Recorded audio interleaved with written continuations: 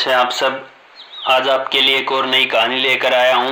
कहानी का नाम है ईश्वर का न्याय। रामकिशन जैसे ही अपनी बहन से मिलने पहुंचा तो बहन मिश्री ने अपनी चिंता जाहिर की।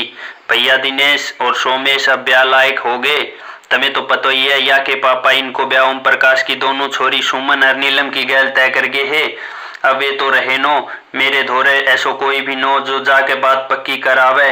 तो भैया तू चलो जा और छोरी ने भी देख लीजो और ओम प्रकाश सु ब्याह की तारीख भी पक्की कर लीजो। ठीक है बहनों, तू चिंता मत कर।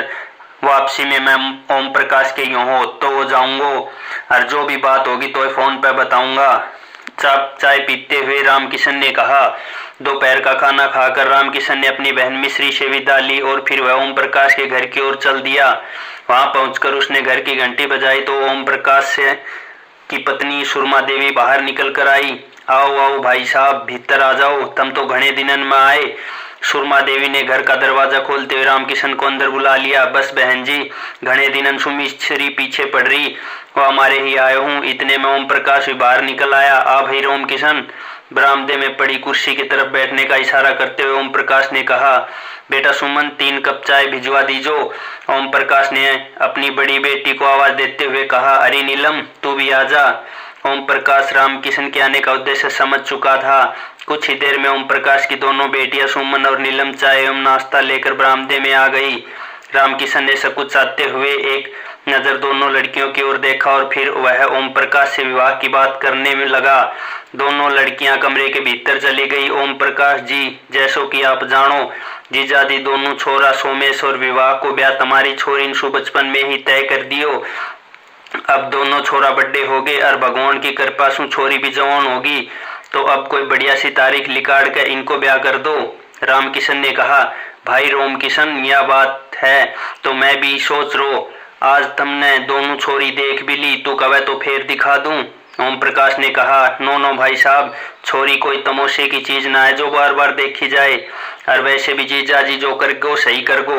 लेन देन की चिंता मत करिए, कोई कसर न रहेगी। ब्याह में बढ़िया ब्याह करूंगा। ओम प्रकाश ने कहा। नो भाई, हमें कुछ ना चाहिए, बस छोरी ने 3 लत्तान में विदा कर दीजो। मिश्री बहनों भी अपनी जिम्मेदारी से फ्री हो जावे। रामकिशन ने चाय का प्याला मेज पर रखे उठाते हुए कहा। अब आप एक दिन बहन मिश्री से मिलन आ जाओ, मैं भी पहुंच जाऊंगा। कहते हुए रामकिशन ने चलने की इजाजत मांगी। कुछ दिनों में दोनों पक्षों की सहमति से शादी की तारीख तय कर दी गई। किसी ने भी लड़कियां देखने की जरूरत नहीं समझी और आखिर विवाह का दिन भी आ गया। ओम प्रकाश ने खूब दान दहेज देकर दोनों बेटियों को विदा किया। सुमन और नीलम की डोली ससुराल में आ गई और मुंह दिखाई की रस्में शुरू हुई। मोहल्ले की औरतों ने जैसे ही सुमन का घूंघट उठाया तो उन्हें कुछ अजीब सा महसूस हुआ। सुमन गौर वर्ण की थी, लेकिन उसके नैन नक्श कुछ अजीब से लग रहे थे। मिश्री ने जब देखा तो भाई रामकिशन से पूछा। भैया, जब तुम ओम प्रकाश के घर गए तो छोरी नो देखी तुमने?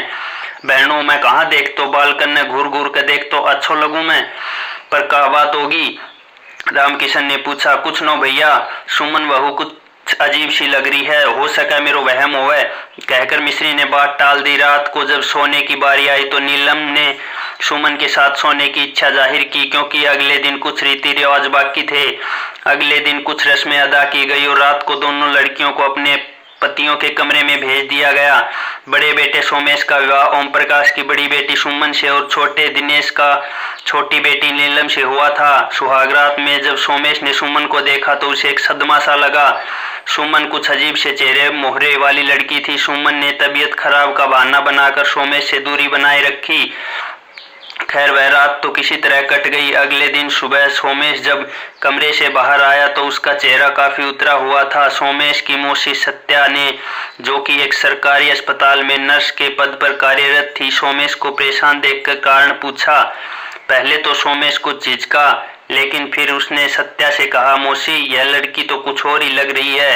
क्या मतलब? सत्या ने पूछा। तो सोमेश कुछ खुलकर नहीं कह पाया, बस इतना ही बोला। क्या वह आपको कुछ अजीब सी नहीं लगती? कोई बात नो बेटा, कई छोरिन के नैन नक्श कुछ अलग होवे। थारे पापा ने जो भी फैसलो लियो होएगो कुछ सोच के ही लियो होएगो। ज्यादा मत नो सोचे, तन की सुंदरता सु ज्यादा मन की सुंदरता होवे। सत्या ने सोमेश को समझाते हुए कहा। सोमेश इसके आगे कुछ ना कह सका। अगले दिन दोनों बहनें पग फेरे के लिए मायके चली गई।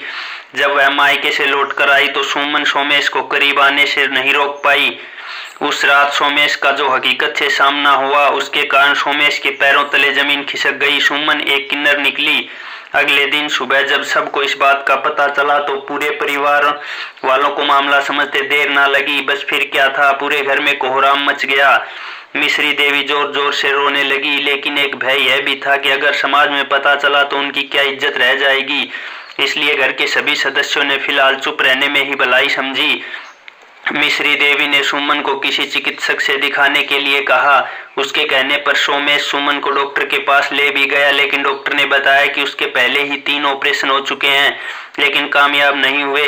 अब कुछ नहीं हो सकता। सोमेश ने एक बार 2 बार अप्राकृतिक रूप से जबरदस्ती सुमन के साथ संबंध बनाने की कोशिश की तो सुमन को रक्तस्राव होने लगा, जिससे सोमेश काफी घबरा गया। अगले दिन सुमन ने मायके जाने की इच्छा जाहिर की तो सोमेश उसको माता पिता के यहाँ छोड़ आया, लेकिन सुमन फिर वापस लौटकर ससुराल नहीं आई। मिश्री देवी ने कई बार संदेशा भी भेजा, लेकिन सुमन ने एक न मानी। फिर एक दिन हारकर मिश्री देवी और राम किशन ओम प्रकाश के घर पहुंच गए। देखो भाई साहब, एक विधवा हूं, धोखो करके तुमने ठीक न करो, पर हुओ जो हुओ, अब आगे की सोचनी पड़ेगी। तमें तो पतो ही है कि भगवान की दया से जमीन जायदाद की कोई कमी न है। मेरे 2 छोरे हैं, पर मैं चाहूं कि मेरी संपत्ति के 3 हिस्सा होवे।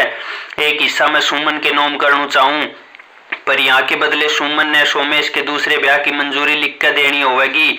वह के बाद चाहे तो सारी उम्र मेरी बेटी बनके मेरी गैल रह सके है। सोमेश और वह की बहू कहीं और रह लेंगे। मिश्री देवी की बातें सुनकर ओम प्रकाश ने कहा, बहन जी वो तो ठीक है, यह बात की कहा गारंटी है तुम अपनी बात पर टिके रहोगे? कल को तुमने सुमन एवा को हक न तो वो कहो जाओगी।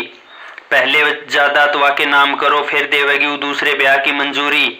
भाई साहब, तमें तो विश्वास न हो मेरी बात पे, धोखा तुमने करो मेरी गैल तो सब अपनी तरह सोचो। मैं तो अपनी बात वचन दे सकूं हूँ, और तमें मेरी बात पे भरोसा न है तो मैं कैसे मान लूं जमीन जायदाद नाम करने के बाद तुम सुमन सोमेश को छोड़ देगी? फिर ऐसे करो भाई साहब, कुछ जायदाद तुम करो सोमन के नाम, फिर मैं भी कर दूंगी। यह बात पर राजी हो सको? मिश्री देवी ने कहा, लेकिन ओम प्रकाश ने उसके लिए भी साफ मना कर दिया। बहनों, हमारी बात छोड़, यह बात है तो हमें देखने की, हमें कहा करनो है, कहा ना करनो। तो अपनी कह जायदाद कद करेगी वाकई नोम। मिश्री देवी के बार बार विश्वास दिलाने पर भी ओम प्रकाश अपनी जिद पर अड़ा रहा। आखिर मिश्री देवी को वहां से खाली हाथ लौटना पड़ा। ना तो सुमन ही वापस आई और ना ही उसने कुछ लिख कर दिया। कुछ दिन ऐसे ही चलता रहा, लेकिन फिर एक दिन ओम प्रकाश ने एक चाल चली। उसने मिश्री देवी को अदालत का एक नोटिस भेज दिया जिसमें सुमन के साथ घरेलू उत्पीड़न करने का आरोप लगाया गया था। मिश्री देवी यह देखकर काफी घबरा गई। हमारी कानून व्यवस्था ही कुछ ऐसी है कि बिना किसी प्रमाण पहले लड़की वालों की बात को उचित समझा जाता है और लड़के वालों को कोर्ट कचहरी के चक्कर कटवाए जाते हैं, जिससे उनके सम्मान को ठेस लगती है, साथ में पैसा और समय भी बर्बाद होता है। मिश्री देवी ने तुरंत अपनी बहन सत्या और भाई राम किशन को बुलावा भेजा। सभी ने ओम प्रकाश को समझाने की काफी कोशिश की, लेकिन वह नहीं माना। मिश्री देवी किसी कानूनी दांवपेच में नहीं फंसना चाहती थी और ना ही अपने बेटे के लिए कोई बड़ी मुसीबत खड़ी करना चाहती थी। इसलिए उसने अपनी जमीन जायदाद का 3रा हिस्सा बिना किसी शर्त के सुमन के नाम कर दिया। कुछ समय बाद सोमेश एवं सुमन हमेशा के लिए अलग हो गए।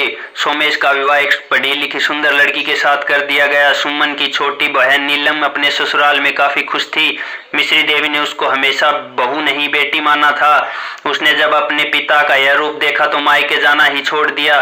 जब यह सब विवाद चल रहा था तो ओम प्रकाश ने कई बार नीलम पर भी मायके लौट आने का दबाव बनाया, लेकिन उसने अपने पिता की एक न मानी और वह हमेशा अपने मायके वालों को ही दोष देती रही। दूसरे और ओम प्रकाश के भी मनोज व धर्मवीर नाम के 2 बेटे थे। दोनों विवाह के लायक हो चुके थे। इन दोनों का विवाह फरीदाबाद के एक गांव में चौधरी महेंद्र सिंह की 2 बेटियां कमलेश और रानी के साथ तय कर दिया गया।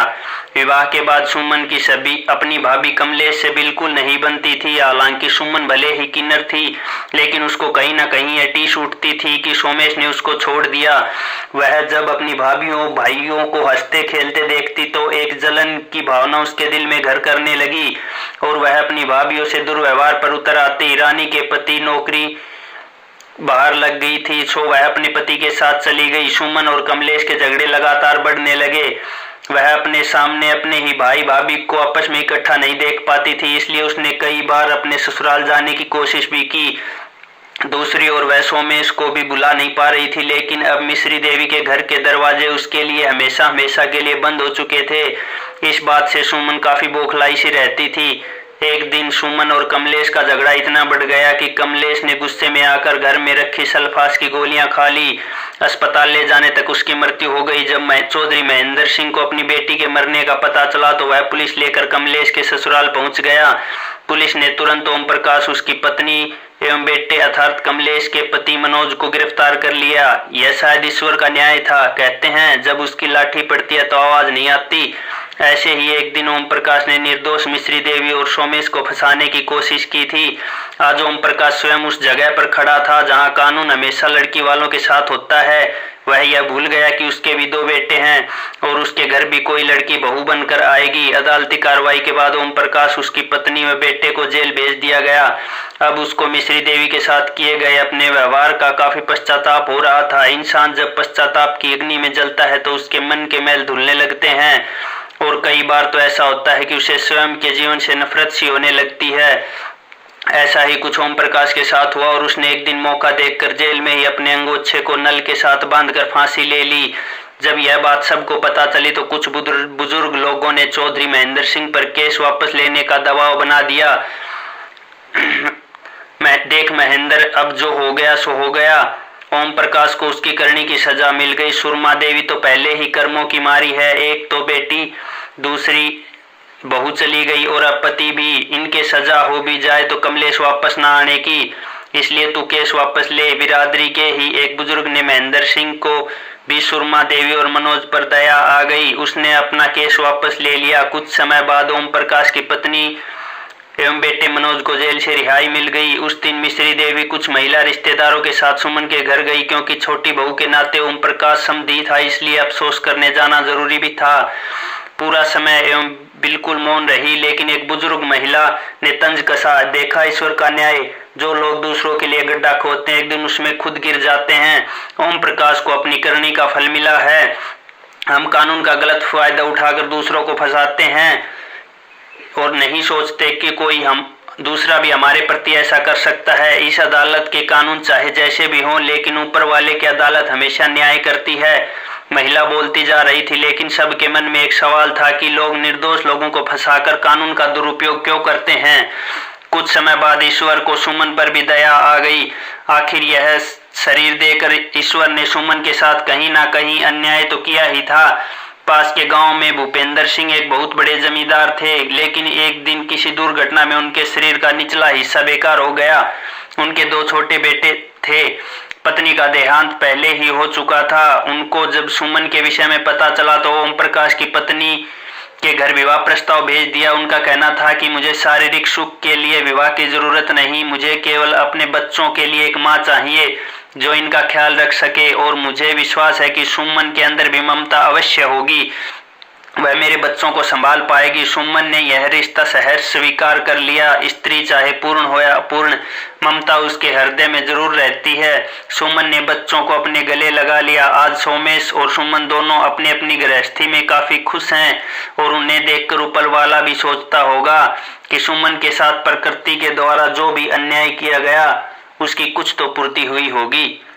दोस्तों, अगर आपको कहानी अच्छी लगी तो लाइक करें, चैनल को सब्सक्राइब करें।